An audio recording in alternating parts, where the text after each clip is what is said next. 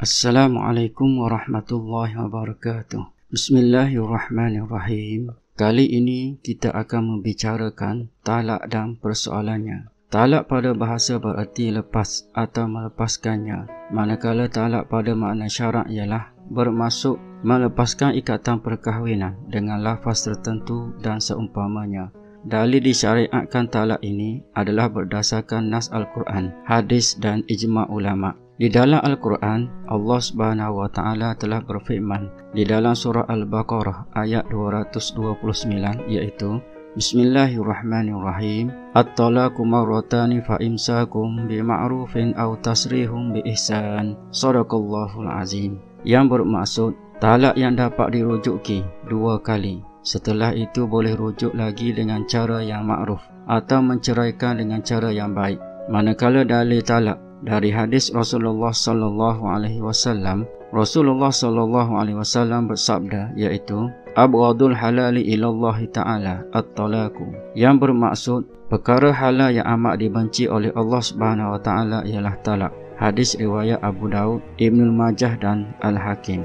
Kemudian semua para ulama tanpa ada yang berkecuali telah bersepakat tentang pensyariatan talak ini.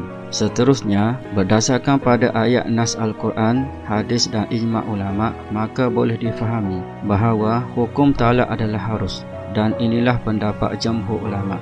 Walaupun begitu, hukum talak terbahagi kepada 5 hukum, iaitu yang pertama haram, iaitu suami mentalakkan isterinya ketika dalam masa haid atau nifas atau waktu suci dan sudah menyetubuhinya. Yang kedua makruh, iaitu suami mentalakkan isterinya yang baik pegangan agamanya atau yang baik tingkah lakunya atau yang tidak ada sebab atau alasan untuk bercerai.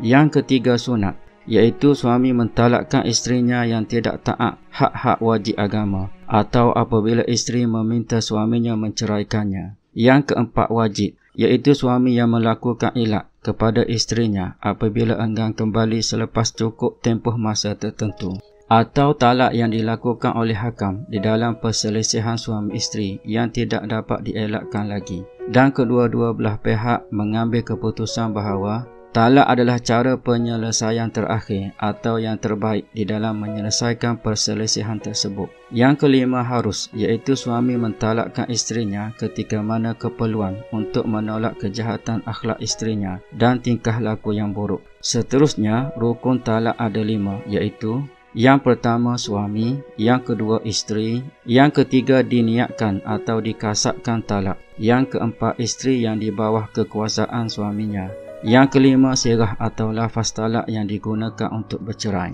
Kemudian jenis-jenis talak. Jenis talak terbahagi kepada 3, iaitu yang pertama jelas atau tidak jelas lafaz talak, iaitu kiasan. Yang kedua, keadaan isteri sama ada yang suci dari haid atau nifas atau isteri yang masih kecil atau dewasa.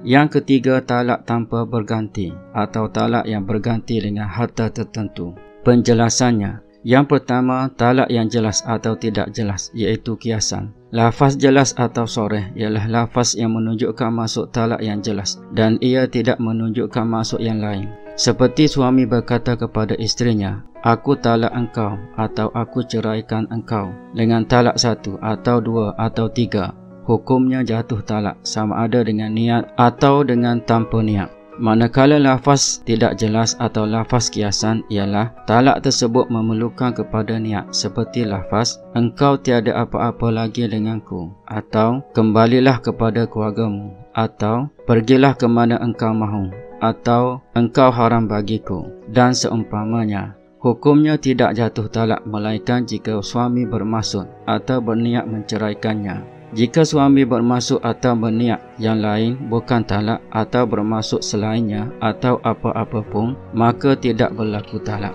Yang kedua, keadaan isteri sama ada haid atau nifas atau isterinya masih kecil atau dewasa, iaitu isteri dalam keadaan bersih, suci dari haid atau nifas dan tidak disetubuhi oleh suaminya dalam tempoh tersebut. Keadaan ini dinamakan talak sunni, maka hukumnya adalah harus dan berlakunya talak. Dalam keadaan ini, sunat bagi suami mentalakkan isterinya dengan talak 1 atau 2, kerana dalam tempoh tersebut memberi masa untuk suami berfikir untuk merujuk kembali isterinya apabila merasa menyesal. Seterusnya, isteri dalam keadaan haid atau nifas ataupun isteri dalam keadaan suci tetapi telah disetubuhi oleh suaminya, maka talak dalam keadaan ini dinamakan dengan talak bid'ah. Hukumnya adalah berlakunya talak dan haram serta berdosa kerana bertentangan dengan bentuk talak yang disyariatkan. Talak ini juga sunat bagi suaminya untuk rujuk kembali isterinya. Ini berdasarkan hadis Rasulullah SAW iaitu yang bermaksud dari Nafi' bahawa Ibnu Umar radhiyallahu anhu menceraikan isterinya yang sedang haid. Lalu Umar bertanya kepada Nabi SAW, maka beliau memerintahkan agar Ibnu Umar merujuk isterinya, kemudian menangguhkan sampai isterinya haid. Selanjutnya, setelah itu menangguhkannya lagi sampai isterinya suci. Barulah dia mentalakkan isterinya sebelum ia menggaulinya. Itulah iddah yang telah ditetapkan oleh Allah SWT dalam menceraikan isterinya. Hadis riwayat Bukhari dan Muslim. Sebab yang menjadikan talak bid'i haram ialah ia boleh memudaratkan isterinya dengan sebab panjang waktu iddahnya kerana waktu haid tidak termasuk di dalam masa iddah. Hal ini berdasarkan hadis Rasulullah SAW iaitu la darara wa la dirara, yang bermaksud tidak boleh memudaratkan diri sendiri dan memudaratkan orang lain. Hadis riwayat Ibnu Majah dan Imam Malik. Seterusnya, talak yang bukan dinamakan talak sunni atau talak bid'i iaitu yang pertama, perempuan yang masih kecil atau yang belum mengalami haid. Yang kedua, putus haid. Yang ketiga, tidak pernah disetubuhi oleh suaminya. Yang keempat, mengandung yang jelas. Yang kelima, meminta cerai secara khulu'.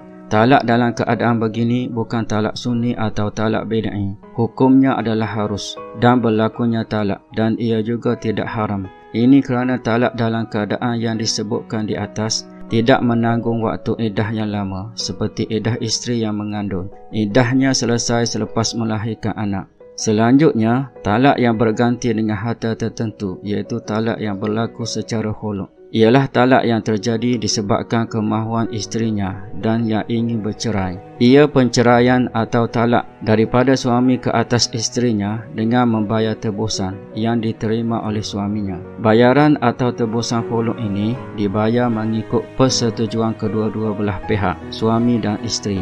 Sama ada dibayar dalam bentuk harta benda atau kadar nilai mas kahwin atau tunai, atau secara berhutang, atau dengan sesuatu yang memberi faedah dan manfaat. Seterusnya, sahnya ataupun jatuhnya talak. Talak berlaku apabila suami ada syarat-syarat di bawah, iaitu yang pertama, akad nikah yang sah, iaitu tidak jatuh talak kepada seseorang perempuan yang tidak dikahwini atau perempuan yang akan dikahwini, sama ada lafaz talak itu secara jelas atau langsung, atau tidak secara langsung, seperti jika aku berkahwin denganmu, kamu ku ceraikan. Hadis Rasulullah SAW iaitu la talaqa qabla nikahi, yang bermaksud tidak sah talak sebelum nikah. Hadis riwayat Hakim. Yang kedua, suami yang sempurna akalnya. Tidak berlaku talak ataupun tidak jatuh talak jika yang dilafazkan itu oleh kanak-kanak kecil atau orang gila atau orang yang tidur. Ini sebagaimana hadis Rasulullah SAW iaitu rufi'al qalamu an salasatin an-na'imi hatta yastayqiza wa an mubtala hatta yabra'a wa an sabiyyi hatta yakbura, yang bermaksud hukuman tidak berlaku ke atas 3 golongan. Orang yang tidur sehingga ia terjaga, orang yang gila sehingga ia waras, dan kanak-kanak kecil sehingga ia balik. Hadis riwayat Abu Daud. Dalam perkara ini, termasuk hukuman ketiga-tiga golongan ini juga ialah orang yang lupa, orang gila yang tidur, orang yang pengsan atau orang dalam kebingungan, dan orang yang jahil tentang lafaz yang diucapkannya, disertai dengan bukti dia jahil perkara tersebut. Yang ketiga, seseorang yang bebas membuat pilihan, iaitu tidak jatuh talak bagi mereka yang dipaksa dengan syarat paksaan tersebut boleh memudaratkannya seperti ancaman bunuh atau pukulan yang menyakitkan atau kecederaan atau dikerak anggota badannya. Ini berdasarkan hadis Rasulullah SAW iaitu innallaha tajawaza an ummati al-khata' wan nisyan wa mastukrihu alaihi, yang bermaksud Sesungguhnya Allah Subhanahu wa Ta'ala memaafkan dari umatku kesalahan yang tidak sengaja, terlupa dan yang dipaksa. Hadis riwayat Ibnu Majah. Berbeza dengan paksaan yang mana jika si suami dipaksa untuk menceraikan isterinya dengan talak satu atau tidak ditentukan bilangannya, dan si suami menceraikan isterinya dengan talak 2 atau 3, maka jatuh talaknya. Yang keempat, talak orang yang mabuk, iaitu orang yang mabuk kerana dipaksa minum minuman yang memabukkan atau kerana pengambilan ubat yang terpaksa digunakan atau sesuatu yang memabukkan dimasukkan ke dalam perutnya, maka hukumnya tidak jatuh talak. Sama dengan hukum kanak-kanak kecil atau orang gila atau orang yang terlupa. Sementara itu, berbeza dengan mereka yang mabuk dengan sengaja tanpa ada uzur syar'i, maka hukumnya jatuh talak kerana sengaja meminum minuman yang memabukkan. Ini adalah pendapat jumhur ulama. Yang kelima, talak orang yang dalam keadaan marah, iaitu jatuh talak jika dalam keadaan marah biasa yang tidak menghilangkan akalnya, dan tidak jatuh talak jika dalam keadaan marah yang menghilangkan akalnya, yang menyebabkan perbuatan dan percakapannya tidak betul.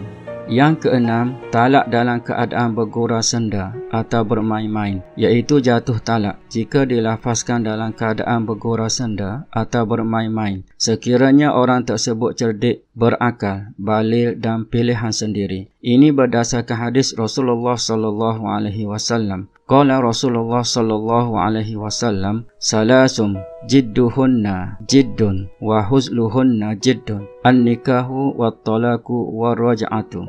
Yang bermaksud, Rasulullah sallallahu alaihi wasallam bersabda, ada 3 perkara yang dilakukan bersungguh-sungguh akan menjadi benar, dan jika dilakukan secara senda gurau juga menjadi benar, iaitu nikah, talak dan rujuk. Hadis riwayat Tirmizi, Abu Daud dan Ibnu Majah. Seterusnya, talak yang dilakukan secara ta'liq. Talak ta'liq ialah suami menggantungkan jatuh talak isterinya dengan berlakunya atau terjadinya sesuatu perkara atau syarat yang dikaitkan dengan isterinya. Seperti jatuhnya talak jika si suami mengatakan kepada isterinya, jatuh talak kamu jika kamu pergi ke rumah abang kamu itu, atau kamu tercerai jika keluar rumah ini, atau kamu tercerai jika ayahmu masuk rumah ini. Oleh itu, jika berlakunya atau terjadinya keadaan tersebut, maka jatuh talak ke atas isterinya, dan tidak jatuh talak jika keadaan tersebut tidak berlaku. Demikian juga dalam pengecualian dalam talak. Talak yang disertai dengan pengecualian adalah sah, sebagaimana talak yang dikaitkan dengan perkara-perkara tertentu. Seperti si suami mengatakan kepada isterinya, aku tidak menceraikan kamu kecuali talak 1, maka jatuh talak 1. Pengecualian dalam talak ini sah jika lafaz pengecualian talak ini bersambung dengan lafaz asal, dan jika bersengang masa kedua-duanya seperti seminit atau 2 minit, maka pengecualian tersebut batal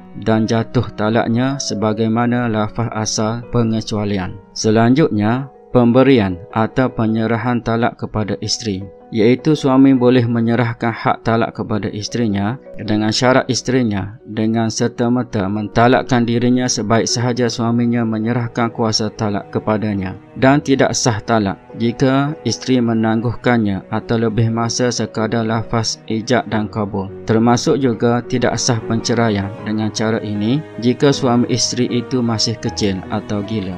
Seterusnya, sebahagian hukum hakam berkaitan dengan talak. Yang pertama, talak dengan cara menulis atau SMS. Hukumnya jatuh talak jika jelas, terang dan nyata, serta memang yang menulis itu mahukannya.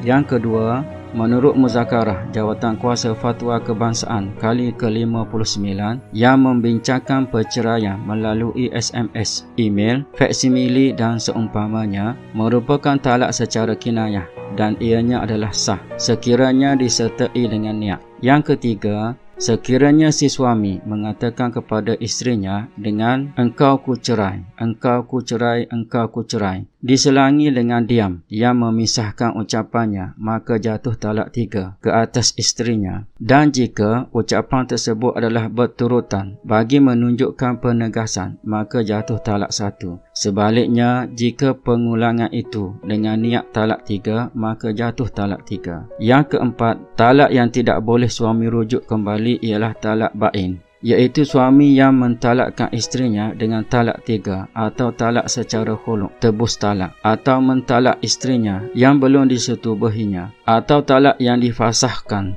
Jika suaminya inginkan rujuk kembali isterinya, maka hendaklah dengan berakad nikah yang baru, dan tidak boleh rujuk semula sekalipun isterinya dalam iddah. Sekian, wallahu a'lam.